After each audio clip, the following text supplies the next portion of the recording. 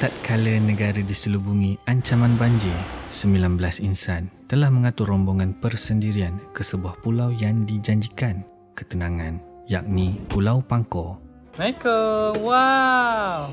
Joe Fisherman Inn dipilih sebagai persinggahan, suatu keputusan yang sememangnya penuh dengan dugaan. 2 hari penuh curahan hujan turun tanpa henti, memendekkan ruang gerak kepada hanya bilik-bilik yang disewa untuk 19 orang.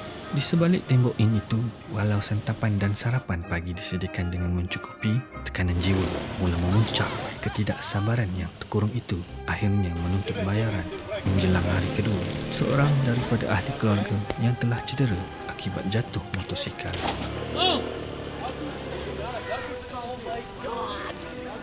Dari sebuah insiden kecil yang lahir dari kebosanan yang melampau, manakala seorang anak kecil itu tulus kegembiraannya di tengah keterpaksaan menjadi penghibur setiap hari dengan ragamannya.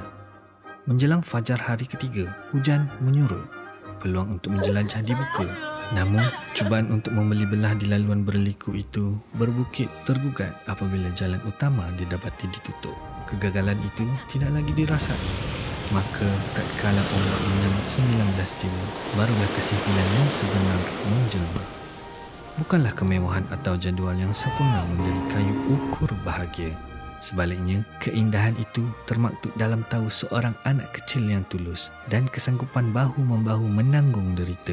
Sesungguhnya, di sebalik tirai hujan Joe Fisherman Inn, kami menemui satu hikmah abadi bahawa cinta sesama keluarga itulah pelabuhan paling selamat dari segala ribut duniawi.